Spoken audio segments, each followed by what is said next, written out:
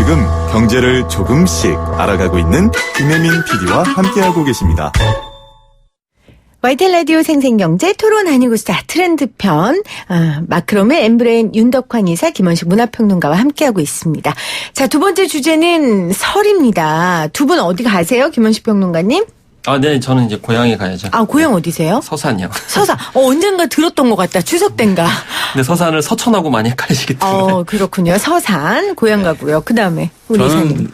동그랑땡 붙이고 있을 것 같습니다. 확실해요? 저도 가서 붙여요. 정말요? 진짜 두 분 전부 붙여요? 그럼요. 오. 잘해요, 저. 언제부터 붙이기 시작했어요? 우리 15살 된 이제 네. 15사람 친구가 태어난 이후에. 굉장히 빠른, 굉장히 빨리 입문하셨네요. 청소도 엄청 잘하고 남자친구. 장난 아닙니다. 네, 자, 전 붙이고. 스스로 이렇게 홍보해야 되는 거예요. 차로 5분 거리에 친가 부모님 사시고 걸어서 15분 거리에 처가댁 있어요. 그러면 뭐 특별히 명절 같지 않겠네요. 쉬는 날이죠. 쉬는 날. 자, 설이나 추석에 선물 주는 거 사실 문화긴 한데, 근데 저는 어느 순간 회사 생활하면서 이런 신조가 생겼어요. 주지도 받지도 말자. 받는 건 다 빚이다. 그래서 저도 사실 안 주고요. 받으려고 하지도 않아요. 그런데 여전히 좀 선물 챙기는 분들이 계세요. 평론가님 어떠세요? 예전에 이제 그런 경험이 있어요. 그러니까 방송국 이야기인데요. 굉장히 이제 모 방송국에 좀 못되게 하시는 분이 있어요. 못되게 하시는 분? 전 아니죠. 못되시는 분이 있어요. 저 아니에요? 절대 아닙니다. 네, 절대 아니에요. 그런데 그래서 이제 설이나 추석 때만 되면 꼭 아무도 저한테 선물을 보내지 않는데 선물이 와 있어요. 그분한테? 그걸 딱 보면은 그분이에요. 못되게 구는 그분이? 네. 왜요? 그러니까 그분이 이제 그 방송국에서 3대 못된 분이에요. 그래서 네. 자기가 평소에 너무 못되게 구니까 미안함으로 선물을 이렇게 주는 거예요. 그 다음에 또 못되게 굴고. 그래서 또 못되게 구는 거죠. 그러니까. 그런 식으로 선물의 용도가 있더라고요. 근데 웃긴 건 뭐냐면 네. 그 못된 분이 보낸 선물인데도 불구하고 저는 대접받았다는 느낌 때문에 뭔가 이렇게 어깨가 으쓱해지는 느낌이 올라가는 거예요. 그걸 노리신 거죠. 그래서 이제 이 설과 이 추석이라는 때에 선물을 받으면 뭔가 이렇게 어깨가 올라가는 느낌으로. 그래서 기병난법이 생긴 거 아닙니까? 선물의 사랑이 있나 이런 생각 네. 그때 처음 경험했고 그게 마지막이었어요.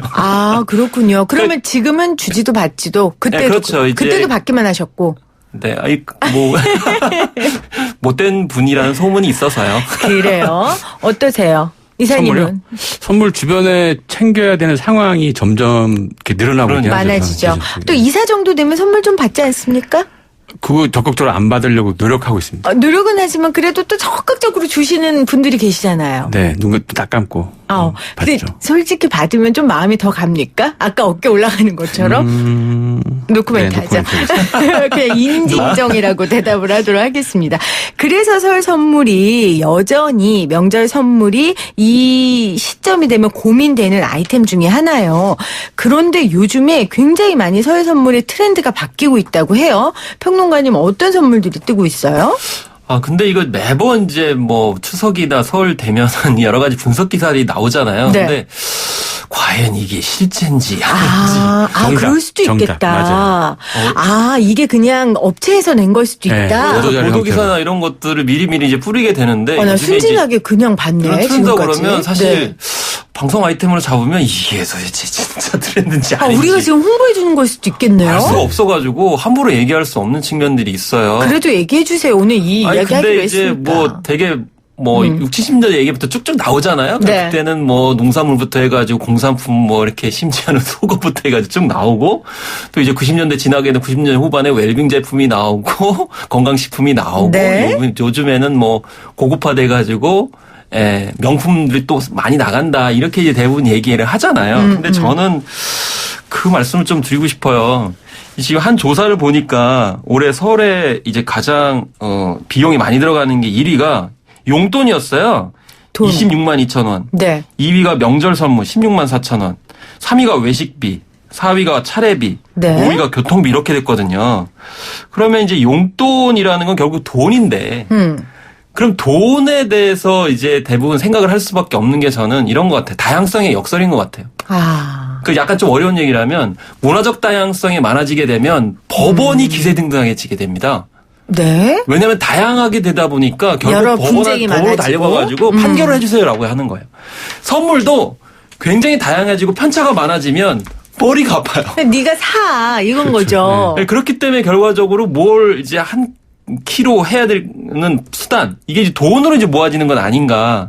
이제 이런 또 역설이 있지 않나 전 개인적으로 그렇게 생각을 좀 아니요, 해봤어요. 저도 동의하는 게 사실은 예전에는 과일, 굴비, 네. LA 갈비 정해져 있잖아요. 정해져 있는데 요즘에 그거 뭐 평소에도 다 먹고 사 먹고 하니까 여러 가지 오히려 선택의 여지가 많아진 거죠. 그러다 보니까 필요한 거 사세요. 그리고 요즘에 이제 뭐라 하죠? 이모티콘. 이모티콘. 그러니까 선물, 이모티콘이 아니고 사월 쿠폰, 기프트콘. 기프트콘이 생기면서도 더 다양해진 게 아닐까라는 생각도 해봐요. 예, 저는 사실 이거 찾아보면서 보니까 선물의 트렌드가 약간 변화하는 게 좀 보이긴 하더라고요. 네. 그러니까 뭐냐면 기본적으로 뭐 선물 세트나 현금, 상품권 이런 것들은 뭐 기본적으로는 나가는데 명절이니까 아무래도. 근데 저는 한 3가지 트렌드를 정리를 한번 세 해봤어요. 가지나. 역시. 짜잔. 짜잔. 이사는 아무나 되는 게 아니에요. 역시. 네. 그게 김영란법에 영향을 받는 것 같아요. 그죠. 첫 번째는 제도에 영향을 받죠. 개인화. 개인화. 이게 이제 HMR 선물을 많이 합니다. 그게 그게 뭐냐면 뭐예요? 반조리 제품. 아. 가정간편식 선물을 많이 하거든요.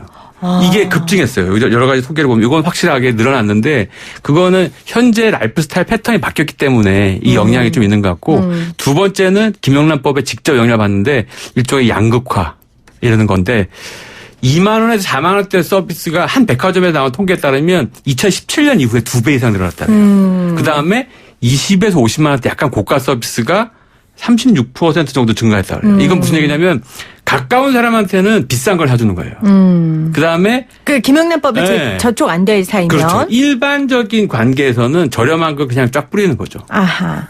뭐 이런 식의 성향도 있고 세 번째 특징은 가치 소비 같은 경향이 좀 있습니다. 예를 들어서 친환경에 대한 지향점을 가지고 있는 제품을 적극적으로 사서 구입한다거나 이렇게 구매해 주다거나 네. 아니면 뭐 사회적 기업이 만든 제품들을 적극적으로 사준다거나 저 같은 경우에 작년 연말부터 이제 지인들한테 뭔가를 사줘야 될 때 뭐 이건 한번 알려줄 만한 브랜드인데 제리백이라고 혹시 들어보셨어요? 우간다에서 만드는 가방이에요. 에코백인데 우간다가 거기서 만든 사회적 기업인데 요걸 하나 사면 우간다 애들한테 그 백을 하나 더 줍니다. 그런 운동화도 네. 있었죠. 좋네요. 그런 가치 거를 소비네요. 사주니까 굉장히 좋아하더라고요. 그렇게 그렇군요. 자신의 어떤 가치 지향점이 담긴 선물을 하는 성향들이 늘어나고 있어요. 이 세 가지 방향성이 조금 네. 예전과는 달라진 트렌드다. 가치 소비 측면은 굉장히 트렌드를 굉장히 좀 더 앞서가신 형태인 것 같아요. 확장되진 않았는데, 그러니까 가치 지향점이 있어. 이게 사실 그 에코백이 그냥 마른 에코백인데 아주 싸지가 않아요. 네, 그러니까 그거를 수제로 다 만들었을 거 아니에요. 네, 손으로 다 만든 그렇죠. 건데 그걸 받은 사람들의 니즈나 방향 만족도가 대단히 높아서 주변에 그렇게 선물하는 사람들이 생각보다 많더라고요. 그렇군요. 그러니까 세 가지를 꼽아 주셨어요. 그러니까 개인화, 삶이 좀 혼자 사는 사람들 1인 가족도 많아지면서 반건조되는 네. 그런 식품들을 굉장히 선물로 많이 하게 됐다. 두 번째는 김영란법 때문에 양극화됐다. 이 김영란법을 저쪽 안 받는 관계는 좀 많이 주고 그렇지 않는 사람은 대중적으로 그냥 뭐 김, 양말 요런 수준의 것들을 줄 수 있고 세 번째는 가치 소비 얘기까지 해 주셨어요. 제가 오늘 본 기사에 따르면 이런 말이 있어요. 2020년 핵심 소비 트렌드이자 현대인의 개개인 각자가 지닌 다양한 정체성을 뜻하는 멀티 페르소나 현상은 올해 설 명절 선물 상품에도 반영된다 하셨는데 이게 아까 우리 평론가님이 말씀하신 그걸까요? 다양성이 많아져서 돈의 수요가 높아졌다? 근데 이제 너무 이제 기계적으로 또 접근하면 네. 또 너무 단순화시키는 게 있기 때문에 말씀하신 것처럼 이제 멀티페르소나라는 거는 요즘에 이제 캐릭터가 이제 부각한 이유 중에 또 하나 있잖아요. 그렇기 때문에 그 페르소나가 다양한 방식으로 또 이렇게 적용을 되다 보니까 이제 캐릭터가 좀 연관된다고 보는데 네. 한편으로는 다양하게 이렇게 또 선물을 이제 요구하겠죠. 예를 들면은 개인화 차원에서 뭐 반조리 제품을 원하시는 분들도 있을 것 같고 또 저렴한 뭐 그런 대중적인 선물을 원하시는 분들이 있겠고 말씀하신 것처럼 좀 더 근원적으로 친환경적이고 좀 착한 소비 상품을 또 원하시는 분들도 있고 아마 그거는 한 사람이 다 복합적으로 다 작용을 하고 있지 않나 이렇게 좀 생각이 들기도 하거든요. 그렇죠. 아니, 네. 그리고 우리가 김영란법 얘기를 계속하지만 이 제도의 영향을 받는 것도 굉장히 맞죠. 큰 것 네, 같아요. 많이 받죠. 그러면 두 분은 이런 선물을 주고받는 문화에 대해 어떻게 생각하세요? 지금 일단 2767님이 조금 이따 소개하고 8824님은 선물 문화, 관혼상제, 우리나라 관습 문화 바뀌어야 됩니다. 그러니까 좀 부정적으로 말씀하셨거든요. 어떻게 생각하세요? 두 분은? 저는 선물은 필요하고요. 뭐 이거는 너무 교과서적인 얘기지만 저는 상대방이 원하는 선물을 해주는 것이 근데 그게 쉽지 않아요. 네. 그래서 저는 돈으로 가는 거죠. 돈. 네, 그렇기 때문에 그게 맞추기 쉽지 않기 때문에 돈으로 이제 자꾸 가는. 제가 그게 말하는 거짓말인 거죠. 선물 문화는 김영란법에 저촉되는 관계. 그러니까 예를 들어 이사님한테 드리는 선물. 그래서 이런 거. 그 선물 문화가 약간 인간관계 변화를 읽을 수 있는 되게 중요한 코드를 제공합니다. 그러니까 지금 말씀드린 대로 선물을 줄 때 약간 양극화되거든요. 가까운 사람들한테는 조금 더 좋거나 좀 더 시간과 비용을 투자한 선물들을 해줘요. 의미 있게. 그렇게 해주는데 이거는 왜 이전에는 사실 인간관계가 확장에 대한 니즈가 컸기 때문에 그러니까 이걸 최대한 많은 사람한테 하려면 내가 가진 자원이 한정돼 있길래 이걸 n분의 1로 쪼개가지고 다 공평하게 주는 걸 너 뭘 받았어? 그 사람들끼리 확인하니까 그런 것들을 지금 고려하지 않는 거예요. 이 사람한테는 뭘 더 해줬는데 이걸 제3자가 알아도 상관없어요. 무슨 얘기냐면 이제 인간관계 확장에 대한 니즈는 굉장히 줄어들었습니다. 인간관계 밀도가 더 중요하다고 사람들이 생각하는 거죠. 그게 이제 동의해요. 네, 김영란법하고도 관계가 지어서 충분히 내가 좋아하는 사람들한테 더 표현해도 된다. 그걸 인정받는 사회가 돼가는 분위기가 있죠. 그러니까 선물 주는 게 예의로 갖춰야 하는 관계들에게 굳이 예의를 갖추지 않아도 되는 명분이 생겼잖아요. 김영란법이라는. 그렇죠. 그러다 보니까 굳이 챙기지 않아도 되고 그러다 보니까 여유가 생기니 내가 정말 선물을 좋아하는 주고 싶은 사람한테 깊이 있게 줄 수 있게 됐다. 동의합니다. 어떻게 생각하세요? 사실 처음에 어떻게 선물 문화에 대해서 김영란 법이 그러니까 법이 개입할 수 있느냐 일상생활 문화에 법이 개입하는 것에 대해서 굉장히 부정적으로 사실 저도 생각한 측면이 있어요. 물론 네. X에 관련돼서도 그게 호불호가 갈리고 그런 측면들이 있습니다. 근데 거꾸로 법이라는 거는 문화적인 어떤 가야 될 부분들을 좀 이끌어주는 그런 맞아요. 역할도 분명히 존재하고 그게 상징 효과가 될 수도 있다고 저는 생각을 하거든요. 근데 쓸데없는 그런 부담감을 덜어주는 일종의 기준점을 제시했다라는 겁니다. 그러니까 그동안 말 못했었죠. 설이라든지 추석 때 할 수 없이 그냥 선물을 하는 거다 보니까 무난한 거 찾다 보니까 공산품을 이렇게 사가지고 대략 주게 되는 거고 심지어는 쓸데없이 명품이나 고가의 선물을 사다 보니까 오히려 불신감이 생기고 받아도 고마워하지 않고 맞아요. 저분 못된 사람이 줘준 선물인데 괜히 받았다고 그래 기분 좋아지지 않거든요. 네.